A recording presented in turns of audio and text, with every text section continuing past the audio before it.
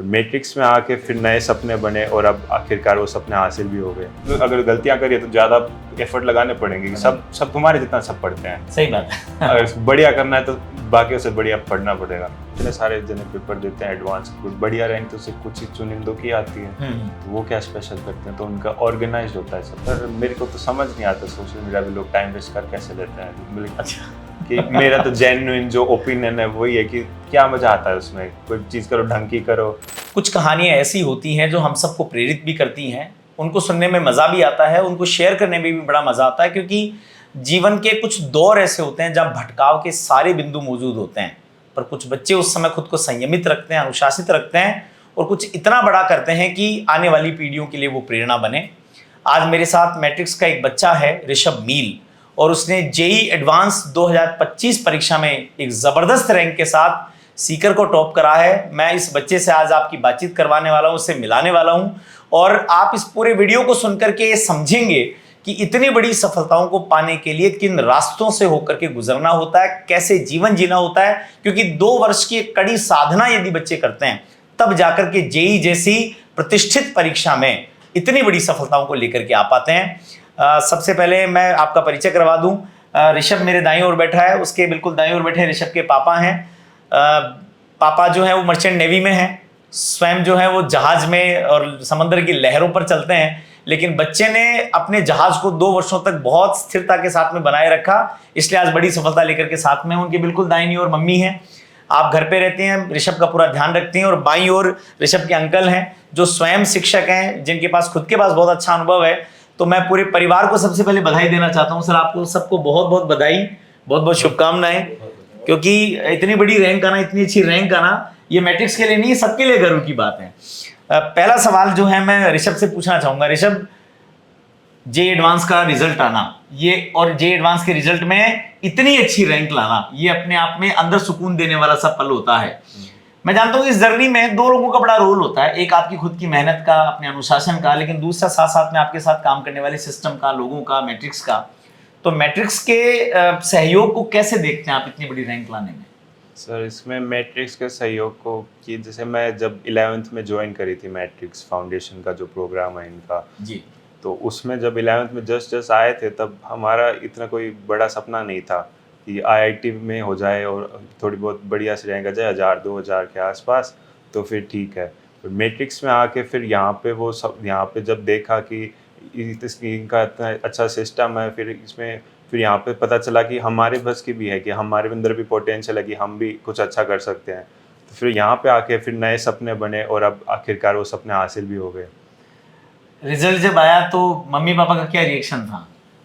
पहले तो थोड़े देर, आधे 1-2 घंटे तक तो सर वो पता ही नहीं चला, कि हम तो लगा गलत हो गया क्या कुछ। सही बात है। इतनी वो सर थोड़ा बैठने में मन में कि उसमें टाइम लगा थोड़ा। ठीक है। फिर मैंने इस जर्नी में देखा है कि मम्मी आपसे ज्यादा चिंतित रहती है रिजल्ट्स को लेकर, आपके एग्जाम्स को लेकर।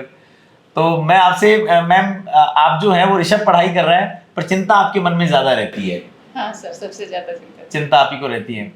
पापा से पूछना चाहूंगा, आप तो मर्चेंट नेवी में हैं और लहरों से सामना करना होता है आपको, तो वहां पर अपना पूरा जीवन आपने वहां पर बिताया है। बच्चे से लगातार संपर्क में रह पाते थे या इसके साथ में पूरा समय दे पाते थे? नहीं, व्हाट्सएप वगैरह में बात होती थी, बात हो जाती थी। क्या लगता था आपको कि इतनी बड़ी सफलता मिल जाएगी बच्चे की? होप तो था सर, बढ़िया है, मेहनत कर रहे हैं। ठीक बात है। अंकल बैठे हैं सर, आपको खूब खूब बधाई। आप तो स्वयं शिक्षक हैं एक, और हम जानते हैं कि ऋषभ ने जो सफलता पाई है वो कितनी बड़ी है, इसको उसकी ग्रेविटी को बहुत अच्छे से समझ सकते हैं। तो आपका भी मैं इसमें पूछना चाहूँगा कि क्या कमेंट रहेगा? शिक्षक होने के नाते बहुत से बच्चों से मिलते हैं, ऋषभ से भी परिचय हुआ, देखा कि क्या है। तो स्टार्टिंग में जब मैट्रिक्स ज्वाइन किया तो ऐसा लगा था कि नॉर्मल कोचिंग जा रहा है। 1-2 टेस्ट में इनका आउटपुट देखा, बातचीत की, हम दोनों का कम्युनिकेशन होता था, फिर सोचते थे कि वास्तव में फिर यहाँ के फैकल्टी से जो अनुभव हुआ इनको, स्कूलों में तो अपने एक छोटा सा टारगेट लेके सकते हैं कि 10वीं में या 12वीं एक नॉर्मल परसेंटेज आ जाए, कोई बड़ी बात नहीं, लेकिन यहाँ एक लाइफ लर्निंग का सपना दिखाते हैं और उसको साकार करते हैं। एक इसको टॉप बैच मिलना, बराबर में कंपटीशन होना और हर बार कंसिस्टेंसी के साथ अपने रैंक को बरकरार रखना, ये हमारे लिए बहुत बड़ी उपलब्धि थी जी। और हमने भी जैसे जैसे जब भी कभी डाउन फॉल आता था तो हम बैठ के बातचीत करते थे। मम्मी भी बहुत ज्यादा ध्यान रखती थी, पापा भी बार बार कम्युनिकेशन होता था, लेकिन सबसे ज्यादा इसमें मम्मी का बहुत बड़ा योगदान है। जी। चलिए ऋषभ, एक घटना मुझे याद आती है कि आप काउंसलर्स के पास में आते थे, आपकी रेगुलर काउंसलिंग होती है, रेगुलर मॉनिटरिंग भी होती है, तो उसने देखा कि आपकी रैंक कभी चौथी रैंक है, कभी 5वीं रैंक है, क्लास के अंदर चलती थी, तो उसने आपसे एक सवाल पूछा, काउंसलर जो थे उन्होंने, कि यार फर्स्ट रैंक कब आएगी? सर क्या घटना थी? तो उस टाइम पे क्या हुआ था कि मैं पढ़ाई कर रहा था, इम्प्रूव कर रहा था कि कितना हो सके, और उस टाइम और जब फिर हमारे काउंसलिंग का सेशन था कि उसमें बोला था कि आप मिल के बातचीत करो कि कोई दिक्कत आ रही है आपको, तो उसमें आप फीडबैक दे सकते थे कि आपको कोई चीज़ अच्छी नहीं लगी तो आप चेंज करवा सकते हो मैट्रिक्स में। ओके।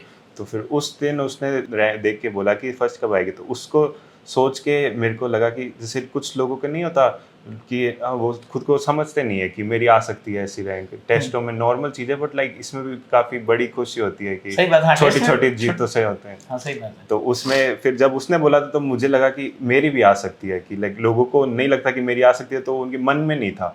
जब काउंसलर ने बोला था तो मेरे मन में भी ठान ली थी कि ये तो हो ही सकता है, पॉसिबल है खुद को भी लगा कि यार जागे, मतलब हम भी फर्स्ट हाँ। रैंक पे आ ही सकते हैं, कि और अगले टेस्ट में फिर वो हाँ फर्स्ट रैंक थी। तो ये पोटेंशियल मतलब बाहर लाने के लिए उस एक सेंटेंस ने बहुत बड़ा काम किया। वो एक दिन का, वो 5 सेकंड का वो सेंटेंस। देखो मुझे लगता है कि ये पोटेंशियल बाहर लाना, ये शिक्षकों की, आपको पढ़ाने वाले लोगों की बड़ी अच्छी विधा होती है।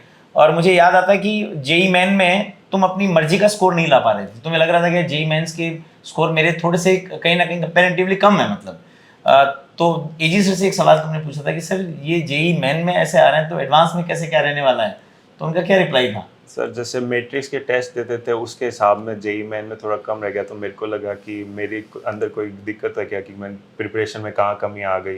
फिर उसमें फिर सर ने बोला था कि रिजल्ट की टेंशन मत लो, तुम्हारा दिन खराब था, तुम्हारे वो पैनिक हो गया था। मेरा पेपर भी सर वो थोड़ा वो हार्ड आया था 28 जनवरी, आपको तो नहीं पता होगा बट कुछ स्टूडेंट जो देख रहे हैं उनको पता है, 28 जनवरी शिफ्ट 1 आई थी मेरी। हाँ। तो उसमें नंबर कम, तो पेपर के अंदर वो अचानक से अनएक्सपेक्टेड था वो थोड़ा पेपर, तो इसलिए वो था। इसमें फिर सर ने बोला था कि ये आ सकते हैं, कि इसमें कोई दिक्कत वाली बात नहीं, ये होना था तो हो गया, एडवांस के लिए तुम अच्छा करो। तो फिर उसको देख के फिर कि गलतियों से सीखें कि यहाँ पे गलती होगी, कि पेपर के अंदर माइंडसेट थोड़ा ख़राब हो गया था, तो वो सेट करके गया था अगले एडवांस के अंदर। तो मैं आपसे एक बात पूछना चाहूँगा, क्योंकि इस इंटरव्यू को बहुत सारे बच्चे भी देखेंगे, कि जैसे एग्जाम में एक तो पेपर आता है, उसको देखते ही बच्चों का क्या रिएक्शन होता है, किस तरह से होता है, उनको क्या कहना चाहोगे फिर आप? कि ये पेपर तो सर में एक तो थोड़ा तो स्ट्रेटजी होनी चाहिए, कि थोड़ा बहुत होना चाहिए, और थोड़ी बहुत इम्प्रोवाइज भी करना चाहिए। और पेपर को ध्यान से पढ़ें, मतलब हाँ, जल्दबाजी ना करें, उसको घबराएं नहीं देखते ही। हाँ, एक चीज़ थी कि लोग बोलते हैं सिली मिस्टेक हो गई, कि ये मेरे को आता था मैं गलत कर दिया, वो तुम्हारे ऐसे वो गिन लेते हैं कि ये तो आता था, मेरे इतने नंबर बन सकते हैं, वो हमेशा से ऐसे चलते हैं। वो उनको इम्प्रूव करना पड़ता है, क्योंकि एडवांस के पेपर में भी गलतियाँ होती हैं वैसी की वैसी। सही बात है। तो उनको वो पेपर ढंग से पढ़ के, हाँ, कि जैसे यहाँ पे एक मैथ में या फिर कहीं पे भी होता है कि वो पैनिक कर जाते हैं ना, पेपर में क्वेश्चन होने नहीं लगते, तो फिर वो ढूंढते हैं कि कोई क्वेश्चन हो, जल्दबाजी करते हैं। ठीक है। जल्दबाजी के अंदर फिर ज़्यादा घट जाते हैं तो नंबर। बहुत आराम से पेपर को पढ़ें, आराम से उसको सॉल्व करें। हाँ, क्योंकि 360 नंबर का एडवांस का पेपर होता है, सही बात। उसमें भी हमारे कौन से इतने फुल नंबर आते हैं, हमारे भी तो नहीं आते इतने। सही बात है। तो कितना स्कोप होता है करने के लिए, करने के लिए बहुत सारा स्कोप होता है, उसमें से आराम से उसको करना चाहिए। एक सवाल मैं आपसे और पूछना चाहूंगा कि 2 साल की कठिन जर्नी है, ये बड़ी लंबी जर्नी है, और क्या चीजें ऐसी हैं जो हमको रेगुलर करनी ही चाहिए, इतनी बड़ी सफलता पानी है तो उनके बिना काम नहीं चलेगा, चाहे वो नोट से रिलेटेड है, चाहे आपके शॉर्ट नोट से रिलेटेड है, मतलब आप क्या बच्चों को मैसेज देना चाहेंगे कि ये काम आपको रेगुलर करने ही करने चाहिए, या डाउट्स को लेकर के है?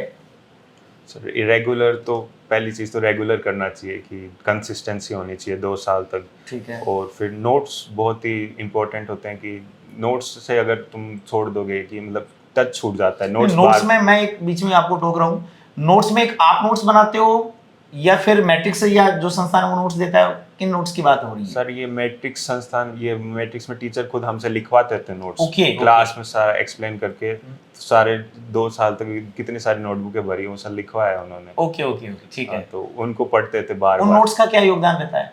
सर नोट्स का योगदान है कि जैसे मैट्रिक्स है, अभी इनको काफ़ी टाइम हो गया सिक्कर में बनाए, तो 10 साल हो गए, ज़्यादा हो गए, बिल्कुल। तो नोट्स को भी इन्होंने इम्प्रूव किया था कि कब नोट्स बने होंगे पहली बार, और फिर उसमें लेकिन उसमें हर साल इंप्रूवमेंट्स होते हाँ, हैं, तो बेटर किए जाते हैं। ओवर द ईयर्स इतने सारे इम्प्रूवमेंट हो गए, तब नोट्स काफ़ी अच्छे हो रखे हैं। तो ये भी मैंने देखा कि जैसे मेरा अप्रैल अटेम्प्ट हुआ था जनवरी का, उसमें को दिखा था लिटरली कि जो पेपर में शायद 3 या 4 क्वेश्चन आए थे वो नोट्स के थे लिटरली, ओके, कि ये तो उनका सॉल्व भी नहीं करना था, उनका आंसर पता था मेरे को अच्छा। कि इसको ऐसे से करना है, जल्दी से हो जाएगा ये।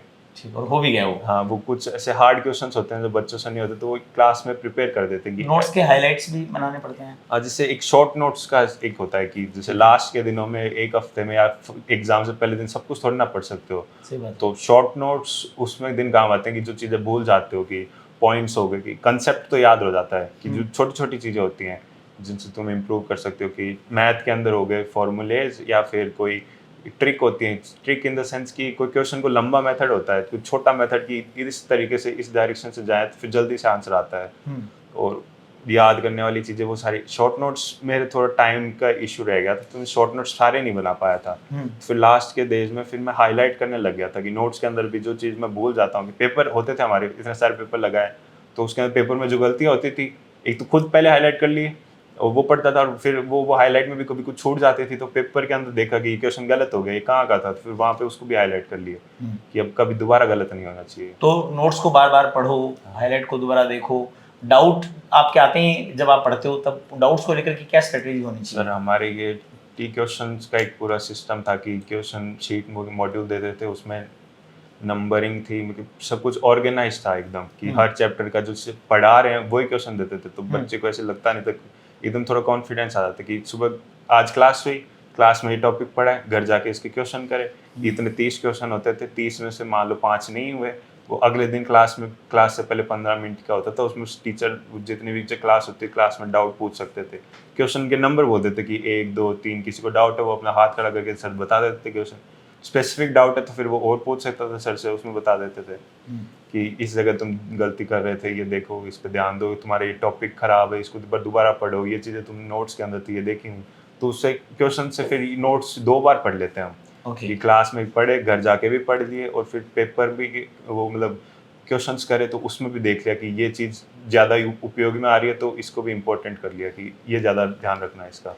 मेरी भी पापा से बात हो रही थी तो उसमें एक बात है कि 2 साल तक आपकी ट्रेन है वो पटरी पर चलनी चाहिए। एक बार पटरी से उतरी और उतरी, कई बार बच्चे क्या करते हैं कि डाउट्स आ जाएं, कल पूछ लेंगे, परसों पूछ लेंगे, ऐसा कर लेते हैं, उसका नुकसान होता है? सर ये सबसे बड़ी दिक्कत होती है बैकलॉग वाली, कि जैसे हम सोचते तो हैं कि है ना आज ना थोड़े से ना कम कर लेते, कम पढ़ लेते, क्या हो जाएगा, वो बहुत गलत होती है। कि मैंने भी थोड़ी बहुत गलतियां करी है, मैं भी रिग्रेट करता हूँ उनको, कि जैसे वो तो एक दिन अगर छूट गया ना तो फिर वो नहीं आएगा वापस, क्योंकि अगले दिन और होमवर्क मिलेगा, ठीक बात है, उसके अगले दिन और फिर होमवर्क मिलेगा, चढ़ता जाएगा और फिर उसमें एक और दिक्कत होगी कि जैसे पहले वाला छोड़ रखा है वो तुम्हें टॉपिक नहीं आता ढंग से, आगे वाले टॉपिक में उसका काम आएगा, उसके काम में टाइम लग जाएगा, तो वो कंसिस्टेंसी का है कि स्टार्ट से भी अगर गलतियां हो जाए तो कोई हो गई तो ठीक है, एक्सेप्ट करो, अब कर लिया तो, और आगे से ना हो उसको आगे से कम करो, अभी और कोशिश करो, देखो इम्प्रूव करने के, तो अगर गलतियां करिए तो ज्यादा एफर्ट लगाने पड़ेंगे, सब तुम्हारे जितना सब पढ़ते हैं। सही बात है। अगर बढ़िया करना है तो बाकियों से बढ़िया पढ़ना पड़ेगा। एक बड़ा पर्सनल सा क्वेश्चन है, अपनी रैंक से संतुष्ट हो? सर संतुष्ट तो हाँ ठीक है, खुश हैं सभी, हाँ। बढ़िया ही है, कोई इससे ज्यादा लालच नहीं होना चाहिए जीवन में, लेकिन लगता है कि मतलब और भी बेहतर हो सकता था। बताया कि थोड़ी गलतियां करी, जैसे जननी के अंदर की डाउट्स मेरे रह गए थे, अच्छा, वो और नोट्स तो पढ़ के गया था, डाउट्स रह गए थे मेरे, और थोड़ी बहुत वो टॉपिक्स देख लेता, और एक्स्ट्रा असाइनमेंट्स क्लास में दिए थे मैट्रिक्स वाला, तो बहुत कुछ दिया था करने को, मेरे से हुए नहीं थे वो। अच्छा, तो ठीक वो है, कर तो लेते, उसमें इम्प्रूवमेंट्स की गुंजाइश थी, इम्प्रूवमेंट की पर फिर भी गुंजाइश जो रैंक है वो बहुत बहुत अच्छी रैंक है, मतलब हाँ। फिर भी मैंने पूछ ही लिया कि भाई कई बार क्या होता है कि संतुष्टि हो नहीं पाती है, तो संतुष्टि तो है सर, संतुष्टि है, बहुत अच्छी बात है। एक बड़ा इंपॉर्टेंट सवाल है, मैं आपसे पूछना चाहूंगा, सर तो खुद भी टीचर तो इस बात को फील करते होंगे, सोशल मीडिया डिस्ट्रैक्शन से इस समय एक बड़ा डिस्ट्रैक्शन स्टूडेंट्स के सामने होता है, इसको लेकर आपका क्या नजरिया है? सर मेरे को तो समझ नहीं आता सोशल मीडिया पे लोग टाइम वेस्ट कर कैसे लेते हैं, मतलब अच्छा, कि मेरा तो जेन्युइन जो ओपिनियन है वही है कि क्या मजा आता है उसमें, कोई चीज़ करो ढंग की करो, दोस्तों के साथ मिल लो, खेल लो थोड़ा, अच्छा उसमें माइंड रिफ्रेश हो जाएगा। सही बात है, सोशल मीडिया मेरे को खुद को कोई रोकता नहीं था, बट मैं खुद को कोई था नहीं, मन इंटरेस्ट में नहीं था, फालतू में है ये टाइम वेस्ट हो रहा है, इसलिए। मैंने कई बच्चों से एक बात और सुनी है ऋषभ, कि आजकल क्या हो रहा है, जैसे ऐसा होता है ना कि व्यूज चाहिए और चाहिए, तो बहुत सारे लोग जो है वो जेई की तैयारी कैसे करें, कैसे जेई एडवांस में बहुत जल्दी पास हो जाएं, कैसे 10 दिन में तैयारी हो जाए, ऐसे करके बहुत सारे वीडियोस भी आते हैं, सब्जेक्ट के वीडियोस भी होते हैं, वो डालते रहते हैं। आप तो चूंकि इस जर्नी को पार करके आए और बहुत सारे स्टूडेंट्स को देखेंगे भी, वो इस तरह के जो वीडियोस आते हैं, इस तरह का जो कंटेंट सोशल मीडिया यूट्यूब पर होता है, उसको लेकर आपका क्या कहना है? सर एक तो है कि ये ना जो फ्री में ये यूट्यूब पे ये टॉपिक्स डालते हैं, वो वो है कि कोई चीज़ जो फ्री में मिल रही है ना, उसके अंदर उसका कोई फ़ायदा नहीं है, क्योंकि वो तुम्हें इस्तेमाल कर रहे हैं कि उनको व्यूज़ चाहिए, सही बात है। उनको व्यूज़ चाहिए बस। तो वो जो जो जैसे बच्चा खुश, वो ऐसी चीज़ है कि वो तुम्हें वो बताएंगे जो तुम सुनना चाहते हो, वो ये नहीं बताएंगे जो तुम्हें सुनना चाहिए, ज़रूरत है। बहुत अच्छी बात बोली है तुमने, बहुत बहुत शानदार बात है कि हाँ। वो बताएंगे जो तुम सुनना चाहते हो, वो नहीं जो तुम्हें सुनना चाहिए। हाँ, ठीक है। कि उसमें वो इजी क्वेश्चंस करा लेंगे, तुम्हें लगेगा कि मेरे से हो रहा है, मैं यही करता रहूंगा, फिर जेईई एडवांस का पेपर या कोई भी पेपर दोगे उसमें हालत खराब हो जाएगी कि ये तो बताया ही नहीं था। हाँ, सही बात है। तो ये एक्चुअल में बहुत बड़ी बात है जो हमें मतलब एक्चुअल में ध्यान रखने वाली बात होती है। बहुत बार देखो मम्मी घर पे बड़ा ध्यान रखती थी, पापा भी व्हाट्सएप पे कॉल पे बात कर लेते थे, पर तुम जैसे 6 घंटे के लिए मैट्रिक्स आए, उसके बाद में घर भी चले गए, तो क्या टीचर्स की घर पे भी मॉनिटरिंग होती थी, या कभी मान लो घर पे पढ़ रहे हो, डाउट आ गया, तो किस तरह से मतलब तुम्हारी इस पूरी जर्नी में मम्मी पापा के साथ में टीचर्स का क्या रोल रहा तुम्हारा? मैं ये जानना चाहता हूँ, मेरे बड़ी क्यूरियोसिटी रहती कि इन बच्चों को किस तरह से मॉनिटर करते हैं कि इतने शानदार रिजल्ट जो हैं वो आ जाते हैं। सर इसमें दो हैं कि एक तो टीचर ने फ़ोन नंबर दे रखे थे कि कोई ज़्यादा डाउट आ जाए तो वो पूछ सकते हो, व्हाट्सएप पे पूछ सकते थे, मैसेज डाल दो फिर सर रिप्लाई देते हैं। उसमें दूसरा है कि मैं इस पर ज़्यादा टाइम वेस्ट नहीं करता था। ठीक है, कि मेरे को डाउट आते थे, फिर फ़ोन हाथ में लेना पड़ेगा, फिर है ना, सही बात है, सही फिर बात है। डिस्ट्रैक्ट होने लग जाऊंगा। तो उसमें मेरा था कि मार्क कर लेता, नोटबुक में लिख लो, फिर अगले दिन क्लास हुई, क्लास में पूछ लेता। तो वो ज़्यादा फिजिकल होना जरूरी ज़्यादा होता है कि वो उसमें ढंग से पूछ लेते हो। ऑनलाइन क्लासेस लेते हैं ना, जैसे कोई कुछ वो करते रहते कि ऑनलाइन पढ़ के कर लूँगा, उसमें मतलब नहीं निकलेगा। डिस्ट्रैक्ट ही होते हैं, उसमें कोई इफेक्टिव स्टडी नहीं हो पाती। तो मतलब टीचर्स की पूरी मॉनिटरिंग थी आपकी? मॉनिटरिंग भी थी कि वो कभी कभी पेपर खराब होता तो उसमें वो पूछ लेते थे क्या गलतियाँ हो गई या कोई दिक्कत है, कोई मोटिवेशन की, या कोई तुम्हें ऐसे बुरा लग रहा हो कि सर ये हो नहीं पा रहा, तो उसमें वो मोटिवेट भी कर देते थे। ओके। हाँ, मतलब पूरी उनकी मॉनिटरिंग। और ये ज़रूरी भी, मैं कई बार बच्चों से कहता हूँ कि आपकी सफलता में आपके पेरेंट्स और टीचर्स ये सबसे ज़्यादा खुश होते हैं और सबसे ज़्यादा कंसर्न्ड भी होते हैं। वो चाहते हैं कि कुछ बेहतरीन करें, इस बात को समझ, पर बच्चे कई बार समझ भी नहीं पाते, कई बार उससे बच्चे उतना अच्छा कर भी नहीं पाते हैं। ये अच्छी बात है कि उनका लगातार, और वो हमारी पोटेंशियल को उभारते भी हैं, उनको पता है कि कहाँ से हल्की सी चोट मारनी है। कभी क्लास में ऐसा हुआ कि कुछ गड़बड़ करे थे, किसी ने धमकाया हो टीचर्स ने? हाँ सर, जैसे अनुपम सर थे, जैसे 12th में जब तो टीचर्स में वो थोड़े स्ट्रिक्ट थे थोड़े, तो उसमें वो क्लास में था कि जैसे कोई डाउट आ गया तो उसमें वो मेरे पास में जो दोस्त थे उनसे ना पूछने लग गया था मैं, तो उसमें सर ने एक दिन डांट दिया था कि ना बातें मत करा करो डिस्कशन के टाइम पे। फिर उसके बाद में नहीं किया, फिर नहीं किया। थोड़ा सर के बारे में लगा कि क्यों बोल रहे हो सर, ये तो बात है, तो क्वेश्चन ही तो पूछ रहा हूँ, बट फिर वो भी अपनी जगह सही है कि वो कुछ बता रहे हैं, वो मिस हो जाता। सही बात है। तो स्ट्रिक्टनेस भी ठीक है। मज़ा आया मतलब इस जर्नी में पढ़ने में? मज़ा तो हाँ ठीक है, बोल सकते हैं, रिजल्ट आ गए। सर आप लगातार जुड़े रहे हैं ऋषभ के साथ में, इस 2 साल की जर्नी में भी लगातार जुड़े रहे हैं, फैमिली के हिसाब से भी। तो ऋषभ की इस जर्नी को आप कैसे देखते हैं? मतलब आपको कैसा लगता है, कैसे बच्चे आजकल मैच्योर इतने हो जाते हैं कि 2 साल तक, जब उनकी उम्र भी ऐसी है कि जिसमें भटकाव की सारी गुंजाइशें हैं, फिर भी बच्चे कितना बढ़िया मैच्योरिटी के साथ में काम करते हैं? आपने इस जर्नी को देखा तो थोड़ा सा हमें बताइए, इसका एक्सपीरियंस शेयर कीजिए सर। तो इसके कंटिन्यू में मैं इसके टच में रहा था। मैं 2-3 चीज़ें खासियत देखी। एक तो सोशल मीडिया के बारे में बात करता था कि आप सोशल मीडिया है, जैसे आप फोन वगैरह लेते हो, क्यों ये इसमें शॉर्ट्स वगैरह क्यों नहीं देखते? तो इन्हें 2-3 चीज़ अच्छी बताई कि शॉर्ट्स वगैरह में रखा क्या है। सब सारे लोग अपने व्यू के लिए करते हैं। इसमें सोशल मीडिया में देखो तो ऐसी चीज़ देखो, या तो कोई मोटिवेशन, या अपन खुद एक किसी दूसरे के लिए मोटिवेशन बने। सही बात है। तो अपन लोग ये क्यों नहीं कर सकते कि अपन किसी को देखें, भाई अपन किसी को देख, अपने को क्यों नहीं देख सकते ऐसा?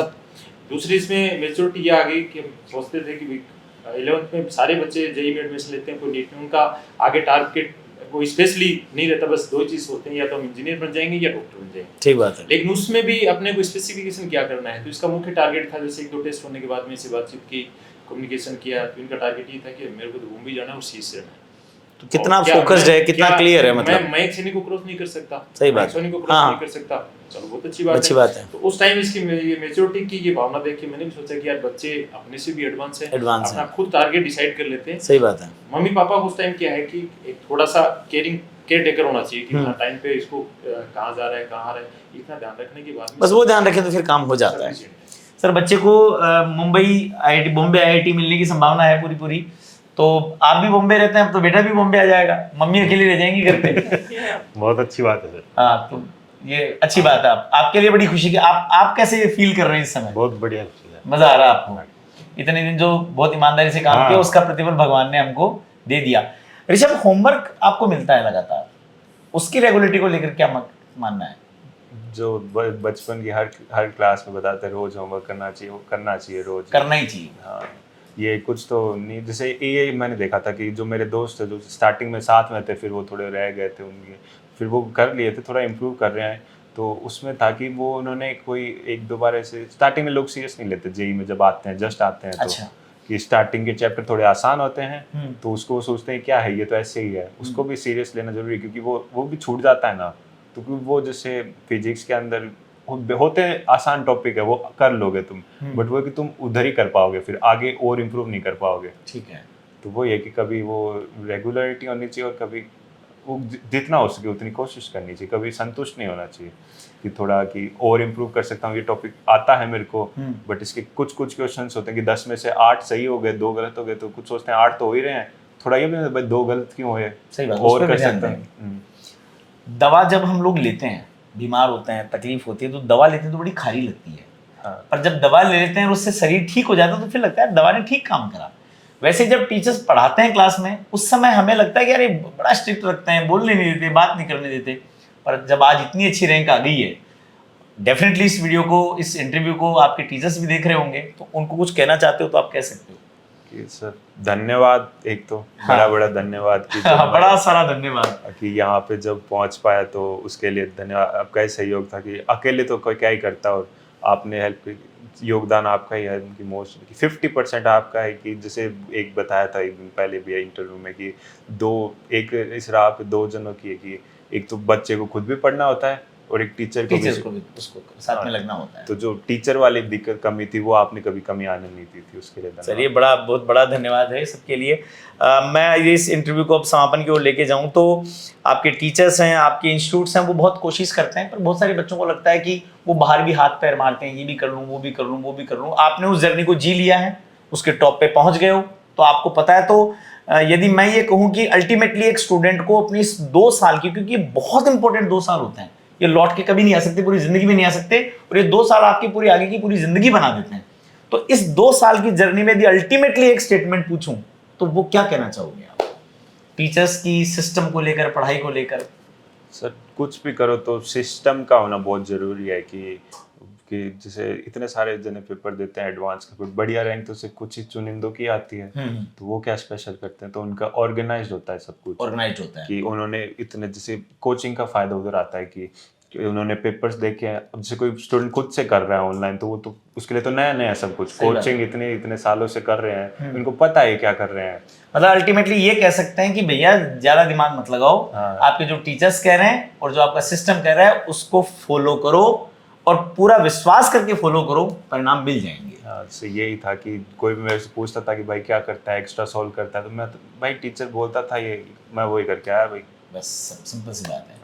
चलिए, पूरे परिवार को फिर से खूब खूब बधाई, और इस वीडियो को देखने वाले लोगों को से मैं ये कहना चाहूँगा कि इस पूरी बातचीत में आपने एक बात देखी कि ये कच्ची उम्र के बच्चे हैं, पर मैच्योरिटी बहुत ज़्यादा है, क्योंकि मस्तिष्क में कोई फोग नहीं है, बड़ी क्लैरिटी है अपने को क्या करना, कैसे पाना, और उसको पाने का रास्ता सही क्या है। तो इस वीडियो को अपने बच्चों को भी दिखाइएगा। जो सोशल मीडिया पे रील्स देखने वाले लोग हैं, बेहतर है कि ये जो समय है वो बच्चे इस वीडियो को सुने, इस इंटरव्यू को सुने। ये उनको इस बात को दिखाएगा कि हमें अपने पढ़ाई के वक्त पर, स्टूडेंट लाइफ में किस तरह से अपने जीवन को जीना चाहिए। मैट्रिक्स के इस बच्चे ने न सिर्फ हम सबको गौरवान्वित किया है, बल्कि सीकर को टॉप करके इतनी अच्छी रैंक ला करके हम सबके जीवन में आनंद को भर दिया है। ये बच्चा बहुत अच्छी अपनी आगे की पढ़ाई करे, ये वहाँ पर भी शानदार तरीके से टॉप करे, और अपने जीवन में एक सफल नागरिक बन करके देश को गौरवान्वित करने का कार्य करे।